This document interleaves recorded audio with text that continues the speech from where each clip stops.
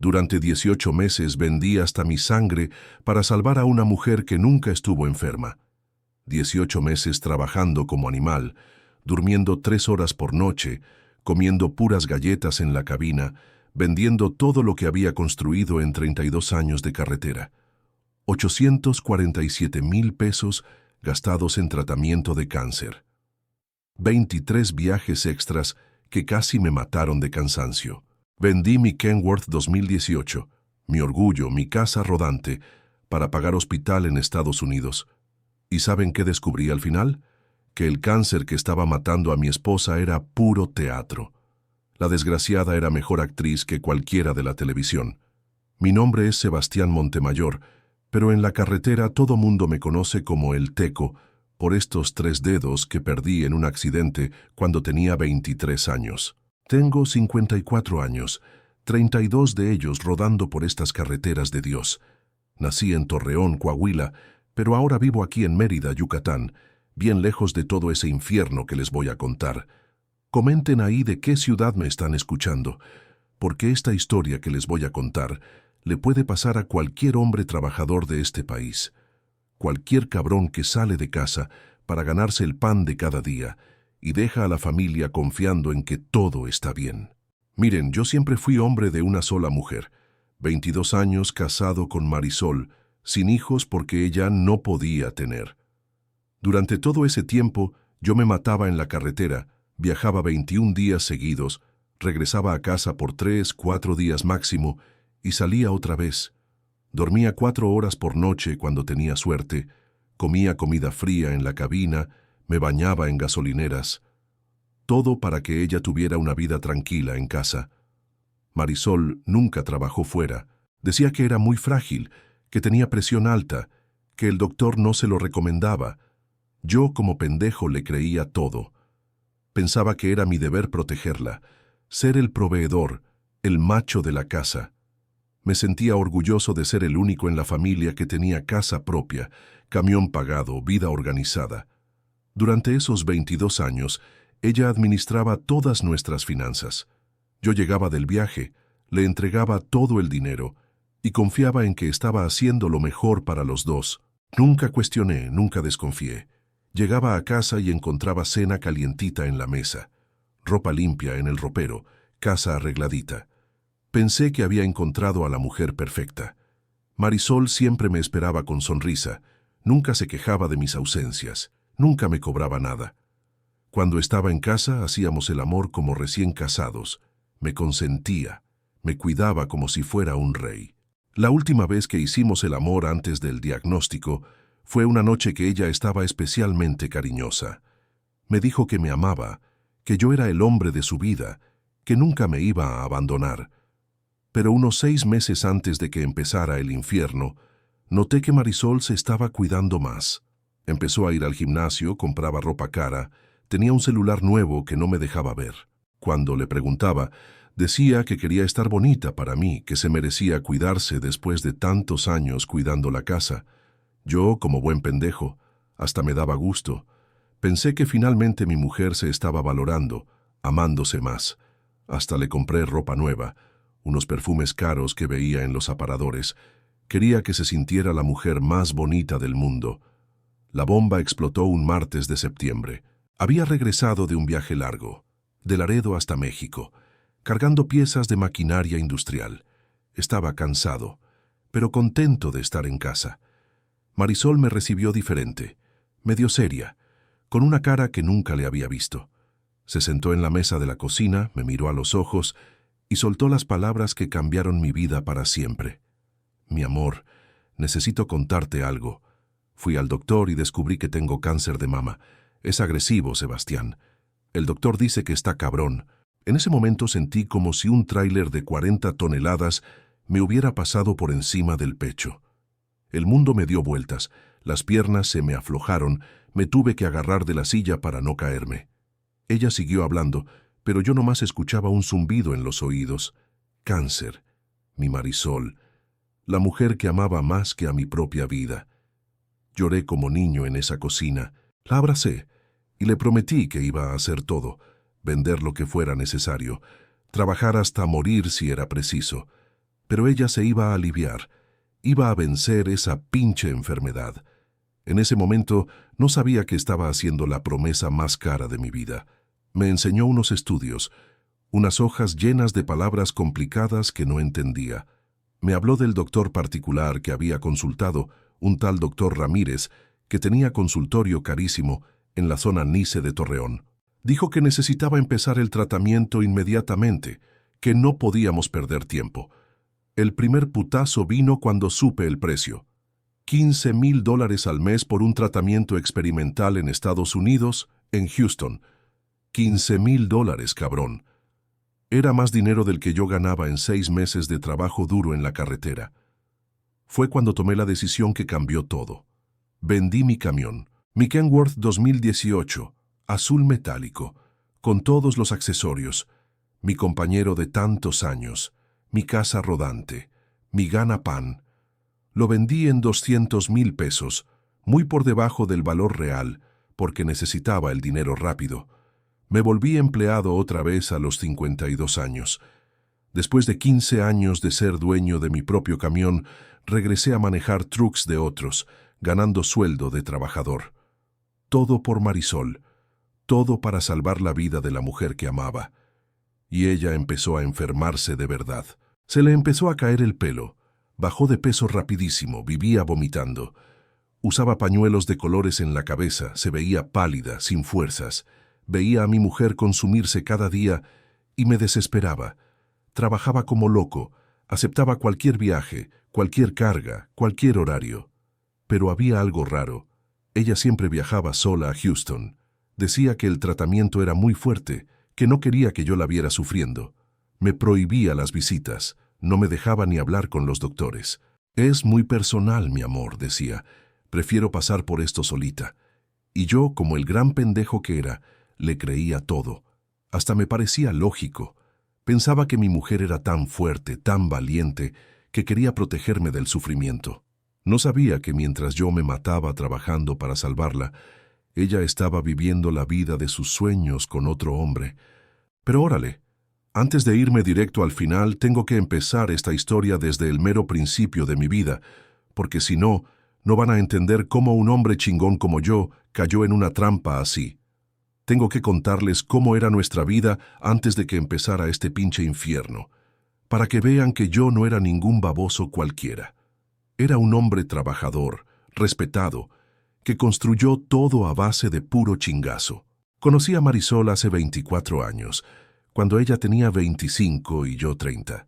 Fue en una fiesta de 15 años de la hija de un compadre en Torreón. Ella estaba preciosa, con un vestido azul que le resaltaba los ojos, platicando bajito con las amigas. No era de esas viejas escandalosas que llaman la atención gritando. Era delicada, educada, hablaba quedito, sonreía de una manera que derretía a cualquier hombre. Me acerqué a ella durante el vals, le pedí que bailáramos.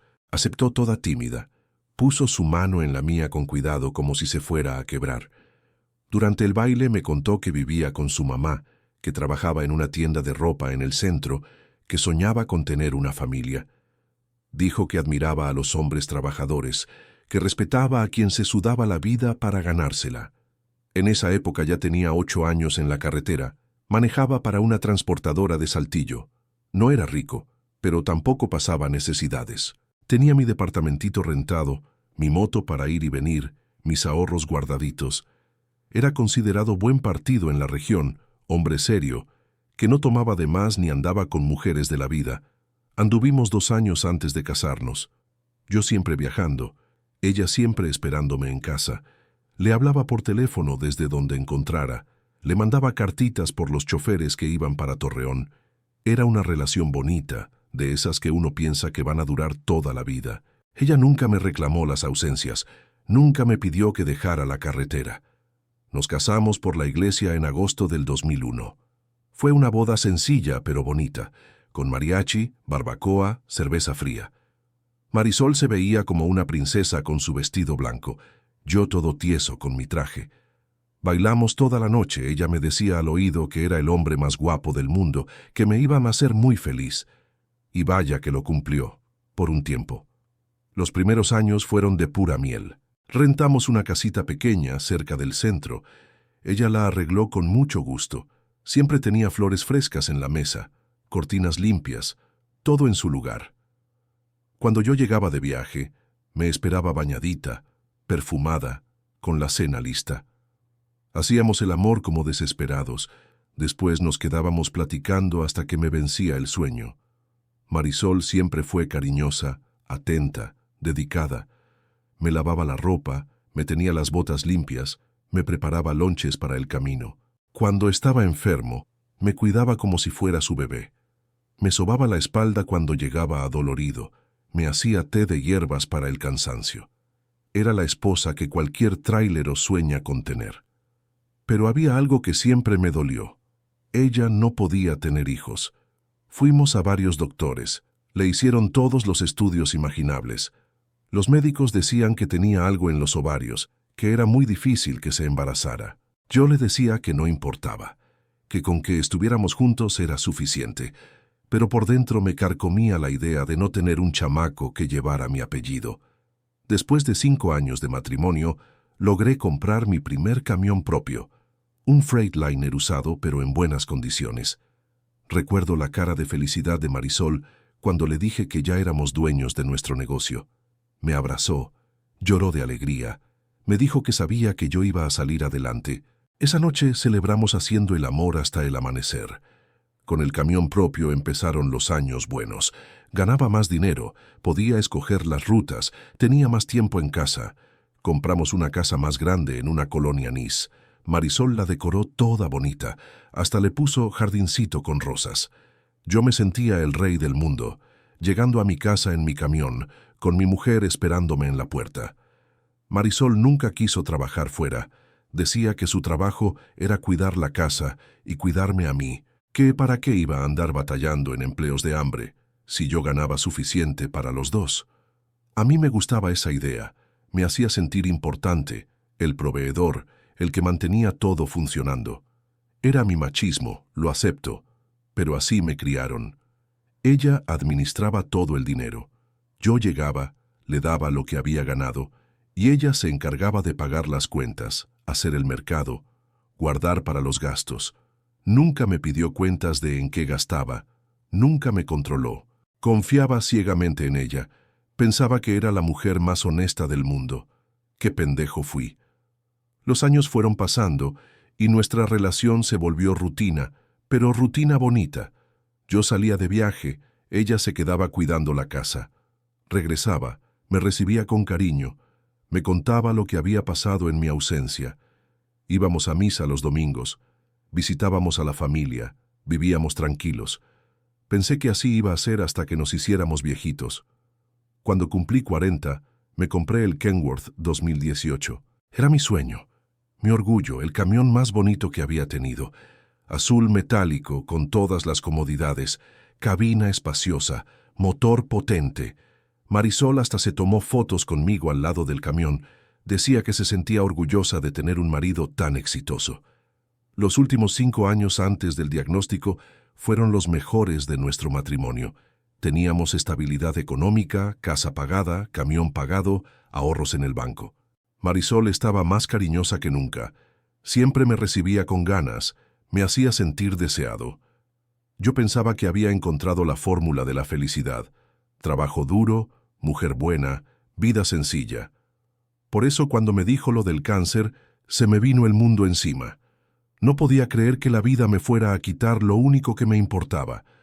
Después de tantos años de lucha, de sacrificio, de construir algo bonito juntos, llegaba esa pinche enfermedad a destruir todo. Estaba dispuesto a dar mi vida por salvarla de ella. Pero lo que no sabía es que mientras yo me mataba trabajando para pagar sus tratamientos, ella ya tenía otros planes. Planes que no me incluían para nada. Y lo que descubrí después me hubiera matado si no hubiera sido tan cabrón. Y ahí empezó lo más cabrón de toda esta historia. Los primeros meses después del diagnóstico, yo andaba como zombie, trabajando día y noche para juntar dinero. Aceptaba cualquier carga, cualquier ruta, por jodida que estuviera. Manejaba hasta 18 horas seguidas, paraba nomás para echar gasolina y seguir. Todo para que mi Marisol tuviera el mejor tratamiento del mundo. Ella empezó a ir a Houston cada mes. Se iba el viernes, regresaba el lunes. Siempre sola, siempre con esa cara de sufrimiento que me partía el alma. Me decía que el tratamiento era muy agresivo, que la dejaba muy débil, que prefería que no la viera así. Yo respetaba su decisión. Pensaba que era su manera de protegerme. Las primeras señales raras empezaron como a los 3 meses. Un día llegué temprano de un viaje. Era miércoles por la tarde, y Marisol no estaba. La vecina me dijo que había salido en la mañana muy arreglada, con maleta. Cuando regresó en la noche, me dijo que había tenido cita de emergencia con el doctor, que había sido tratamiento de último momento. Otra vez encontré en su bolsa un recibo de un hotel de Houston. Cuando le pregunté, se puso nerviosa, tartamudeó. Me dijo que a veces tenía que quedarse más tiempo porque el tratamiento la dejaba muy mal, que el hotel estaba cerca del hospital, que era más cómodo que andar viajando enferma. Yo le creí, como siempre, pero lo que más me extrañaba era cómo se veía. Sí, había perdido peso, se le caía el pelo, vomitaba seguido, pero había algo en sus ojos, una luz que no encajaba con una mujer que se estaba muriendo de cáncer. A veces la cachaba viéndose al espejo con una sonrisa, como si le gustara lo que veía. Cuando la descubría, se ponía triste rapidito. Un día, revisando los estados de cuenta del banco, vi movimientos raros. Retiros grandes en Houston, siempre los mismos días que ella iba a tratamiento. Cuando le pregunté, me dijo que eran los pagos de los doctores, que algunos no aceptaban tarjeta, que tenía que pagar en efectivo. Otra vez le creí, pero algo en mi panza me decía que no cuadraba. Lo que más me carcomía era que no me dejaba hablar con los doctores. Cada vez que le decía que quería acompañarla, que quería conocer a los médicos que la estaban curando, se ponía histérica. Lloraba, me decía que ya tenía bastante con su sufrimiento, que no quería que yo también sufriera viendo los tratamientos, que confiara en ella, que todo iba a salir bien. Empecé a trabajar como animal, vendí mi camión, pero eso no fue suficiente. Los $15,000 mensuales se me acababan rapidísimo. Tuve que pedir prestado, hipotecar la casa. Hasta vendí las herramientas de mi papá que tenía guardadas como recuerdo. Todo por salvar a mi mujer. Me volví empleado de una transportadora que manejaba rutas a Estados Unidos. El sueldo era una miseria comparado con lo que ganaba con mi propio camión, pero no tenía opción. Manejaba de Laredo a Los Ángeles, de Houston a Phoenix, cargas pesadas que me destrozaban la espalda. Llegaba a casa hecho polvo, y ahí estaba Marisol, cada vez más flaca, pero siempre cariñosa. Una noche, como a los 8 meses del tratamiento, la escuché hablando por teléfono en voz baja. Era muy tarde, pensaba que yo estaba dormido. Hablaba en inglés, cosa que me extrañó porque ella no sabía mucho inglés. Le escuché decir algo sobre Next Week y Miss You Too. Cuando me levanté para ir al baño, colgó rapidísimo y me dijo que era una enfermera del hospital confirmando su cita.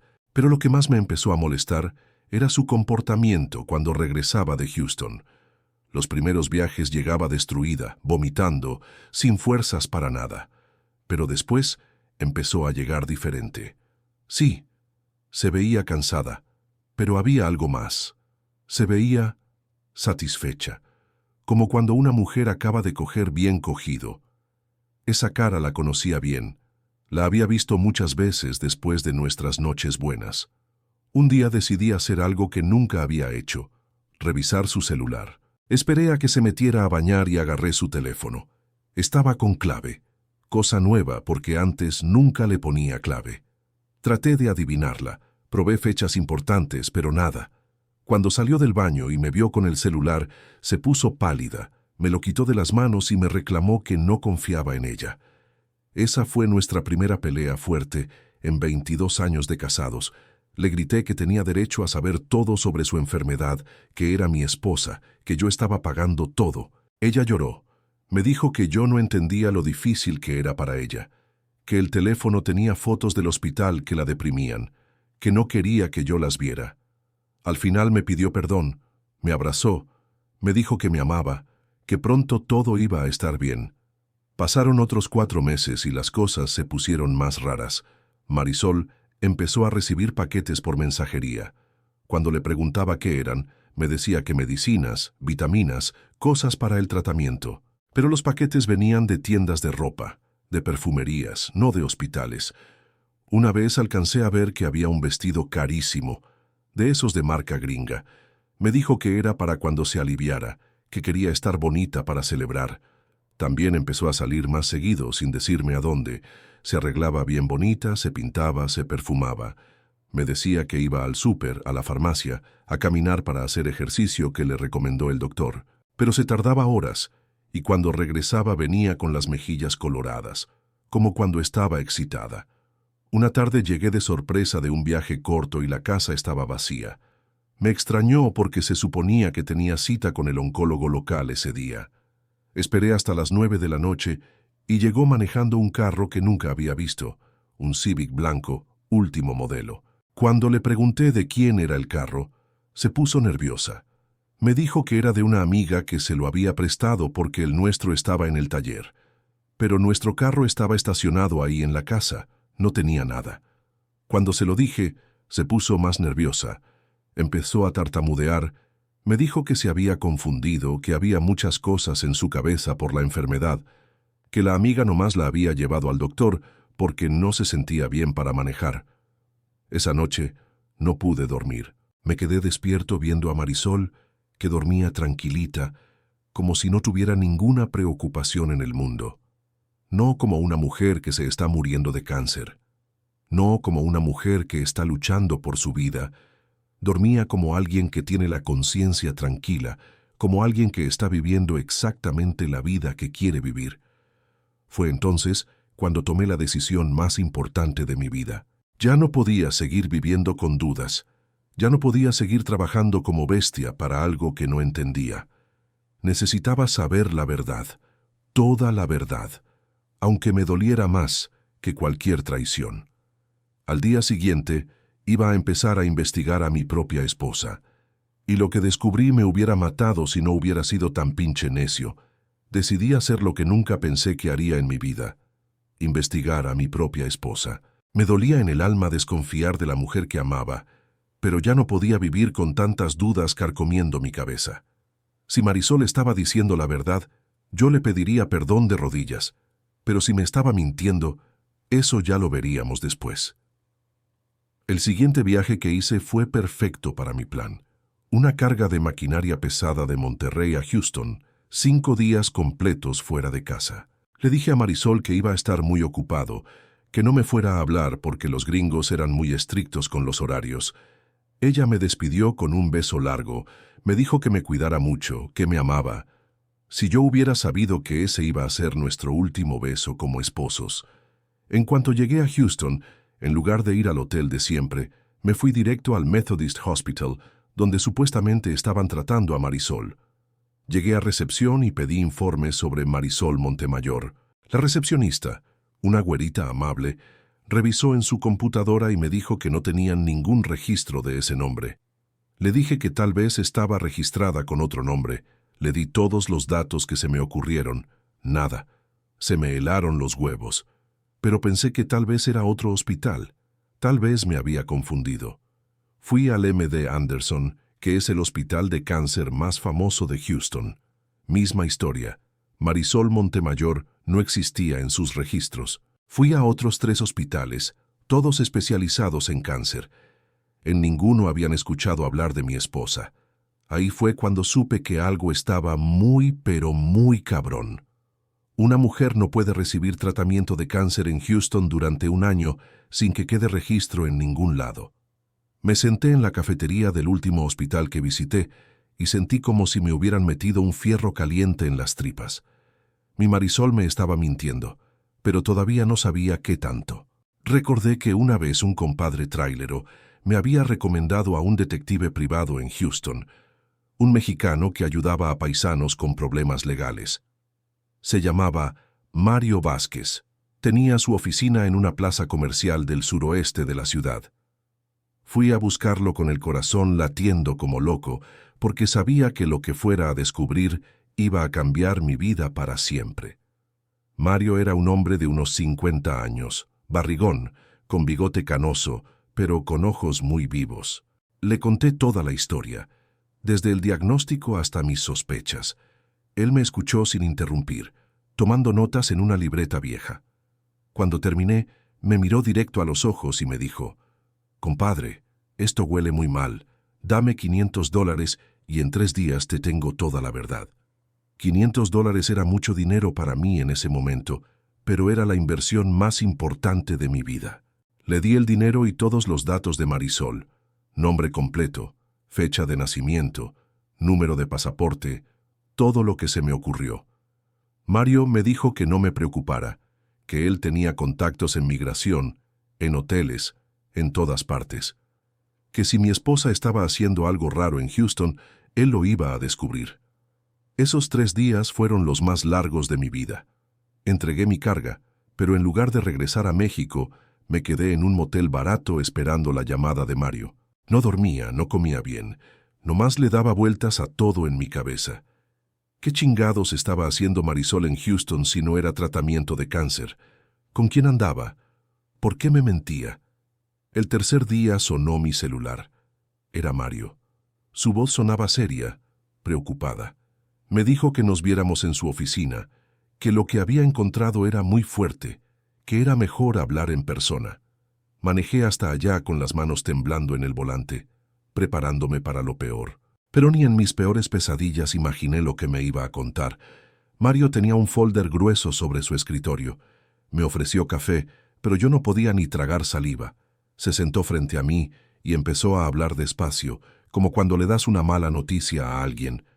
«Compadre, tu esposa no tiene cáncer. Tu esposa tiene amante. Y no cualquier amante, sino un empresario gringo muy rico que vive en River Oaks, la zona más cara de Houston». Se me fue la respiración. Mario siguió hablando, pero yo nomás escuchaba palabras sueltas. Richard Kellerman, compañía petrolera, casa de $800,000, 2 años de relación. Cuando pude reaccionar, le pedí que me lo dijera todo, absolutamente todo, aunque me matara escucharlo. La verdad era peor que cualquier pesadilla. Marisol conoció a Richard Kellerman en un casino de Shreveport hace 2 años y medio, cuando supuestamente había ido a visitar a una prima. Richard es un ejecutivo de una compañía petrolera, divorciado de 58 años. Tiene mucho dinero, vive solo en una mansión en River Oaks y se enamoró perdidamente de mi esposa. Marisol le dijo que era divorciada, que su exmarido la había maltratado, que estaba tratando de empezar una nueva vida. Richard se la creyó toda, hasta le compró carro, le pagó un departamento en Houston, le daba dinero para sus gastos. Pero lo más cabrón es que Marisol le contaba que yo era un exmarido obsesivo, que la perseguía, que por eso a veces tenía que regresar a México para arreglar problemas legales. Mario me enseñó fotos que había conseguido. Marisol y Richard cenando en restaurantes caros. Marisol manejando un BMW que él le regaló. Marisol en la alberca de la casa de él, usando un bikini que nunca le había visto. En todas las fotos se veía feliz, radiante, como nunca la había visto en los últimos años conmigo. Pero todavía faltaba lo peor. Mario siguió sacando papeles del folder. «Tu esposa no nomás tiene amante, compadre. Tu esposa se hizo cirugías plásticas con el dinero que tú le mandabas para el supuesto cáncer. Reducción de estómago, liposucción, lifting de cara, aumento de busto, todo pagado en clínicas de lujo de Houston. Por eso había perdido peso. Por eso se veía diferente cuando regresaba de sus tratamientos. Por eso se tapaba con pañuelos la cabeza. No era porque se le cayera el pelo por la quimio, sino para esconder las cicatrices de las cirugías en la cara. Todo era mentira. Todo era puro teatro para esconder que se estaba operando para verse más bonita para su amante gringo. Mario me enseñó los recibos de las clínicas, los comprobantes de pagos, todo perfectamente documentado. Mi dinero, el dinero que yo ganaba matándome en la carretera, había servido para que mi esposa se volviera más atractiva para otro hombre. Cada peso que yo había sudado, cada préstamo que había pedido, cada sacrificio que había hecho, había sido para financiar la traición más grande de mi vida. «Y hay más», me dijo Mario. Tu esposa le está pidiendo dinero prestado a Richard para invertir en un negocio en México. Le ha sacado ya como $50,000, diciéndole que es para una tienda que va a poner con una socia. Richard está enamoradísimo. Le cree todo lo que le dice. En ese momento sentí algo que nunca había sentido en mi vida. No era coraje, no era dolor, no era tristeza. Era algo más frío, más calculado. Era la certeza de que la mujer que yo amaba había muerto para mí y en su lugar había una desconocida que merecía pagar por todo lo que me había hecho. Era el momento de decidir si iba a seguir siendo la víctima o me iba a convertir en el cazador. Mario, le dije con una voz que no reconocí como mía, necesito que me consigas más información. Todo lo que puedas sobre Richard, sobre los negocios de Marisol, sobre todo. Porque esta guerra apenas está comenzando y yo no pienso perder. Ahora ustedes me van a juzgar, porque lo que hice después ni yo sé si estuvo bien o mal. ¿Ustedes qué habrían hecho? ¿La confrontaban ahí mismo o planeaban algo más cabrón? Porque yo decidí jugar el juego de Marisol, pero con mis propias reglas. Y les aseguro que ella nunca se esperó lo que le tenía preparado. Lo que hice después fue lo más difícil que he hecho en mi vida. Fingir que no sabía nada. Regresé a México como si fuera el mismo pendejo de siempre, pero por dentro ya era otro hombre. Ya no era Sebastián el cornudo, era Sebastián el cazador, y mi presa no se imaginaba lo que le esperaba. Llegué a casa, y Marisol me recibió como siempre, con su carita de enferma, con su pañuelo en la cabeza, hablando bajito como si estuviera muy débil. Me abrazó y me dijo que me había extrañado mucho, que había estado muy mal mientras yo andaba fuera. Yo la abracé también, le dije que la amaba, pero por dentro sentía ganas de vomitar. Durante los siguientes 6 meses me convertí en el mejor actor del mundo. Seguí trabajando como burro, seguí dándole todo el dinero, seguí preocupándome por su salud, pero ahora cada peso que le daba, cada pregunta que le hacía sobre el tratamiento, cada beso que le daba, era parte de mi plan. Porque yo ya sabía que esta guerra la iba a ganar con la cabeza, no con los puños. Mario siguió investigando y cada semana me mandaba más información. Fotos de Marisol y Richard en viajes por Europa, recibos de joyas carísimas que él le compraba, documentos de una cuenta bancaria en Houston donde ella tenía guardados más de $100,000. Mi esposa se había vuelto rica con el dinero de 2 pendejos, el suyo y el mío. Pero lo más importante que descubrí fue que Marisol le había dicho a Richard que se iba a divorciar definitivamente de mí, que ya había hablado con abogados, que nomás estaba esperando el momento adecuado. Richard hasta ya le había propuesto matrimonio, le había dado un anillo de compromiso que costaba más que mi camión. Durante esos 6 meses también contraté a un abogado en Houston, un chicano que se llamaba Roberto Herrera. Le expliqué toda la situación y él me dijo que tenía elementos para un caso federal muy fuerte. Migración gringa no perdona cuando alguien miente para conseguir visa, y Marisol había mentido en muchas cosas. Roberto empezó a preparar un expediente con todas las pruebas que Mario había conseguido. Mientras tanto, yo seguía el teatro en casa. Le compraba medicinas para el cáncer que se suponía que tenía. La llevaba a consulta con el doctor Ramírez, el cómplice que le cobraba por mantener la mentira. Hasta le pagué un viaje especial a Houston para un supuesto tratamiento nuevo. Claro, ese viaje lo usó para irse de vacaciones con Richard a las Bahamas. En febrero de este año, Mario me llamó con noticias increíbles. Richard había descubierto algunas mentiras de Marisol y estaba empezando a sospechar. Había contratado a su propio investigador para verificar la historia de mi esposa. Cuando el investigador de Richard se topó con Mario, intercambiaron información. Resulta que Richard tampoco era tan pendejo como parecía. Fue entonces cuando decidí que era hora de cerrar la trampa. Le dije a Marisol que había buenas noticias. Los doctores de Houston habían llamado para decir que el tratamiento había funcionado milagrosamente, que el cáncer había desaparecido por completo. Ella se puso feliz, pero pude ver en sus ojos que también estaba nerviosa. Su teatro se estaba acabando y no sabía cómo terminarlo. Le propuse que celebráramos con una segunda luna de miel, que nos fuéramos a Cancún, a un resort de lujo, para festejar que ella había vencido al cáncer, que yo iba a conseguir el dinero vendiendo unas herramientas, que nos íbamos a dar el viaje de nuestras vidas. Ella aceptó emocionada, pensando que su plan había funcionado perfectamente. Pero lo que yo no le dije es que para llegar a Cancún íbamos a hacer escala en Houston, y que en el aeropuerto de Houston la estaba esperando una sorpresa que nunca se iba a olvidar. Compramos los boletos para un viernes de marzo. Marisol se veía radiante. Hasta se compró ropa nueva para el viaje. Me decía que se sentía como quinceañera, que estaba muy feliz de haber superado la enfermedad, que ahora sí íbamos a poder ser completamente felices. Si ella hubiera sabido que ese iba a ser su último viaje como mi esposa. El día del viaje, llegamos al aeropuerto de Houston para hacer la conexión. Marisol estaba nerviosa, se veía para todos lados, como si estuviera esperando ver a alguien conocido. Yo le dije que fuera al baño mientras yo checaba los vuelos. Cuando se alejó me acerqué a 2 agentes de migración que estaban esperándome cerca de la puerta de conexiones. Les entregué un sobre grande con todo el expediente que Roberto había preparado. Fotos, documentos bancarios, pruebas de que Marisol había mentido en su solicitud de visa, evidencia de que estaba casada conmigo mientras vivía con Richard, comprobantes de fraude financiero. Los agentes revisaron todo rápidamente y me dijeron que tenían suficiente para detenerla. Cuando Marisol regresó del baño, los 2 agentes se le acercaron.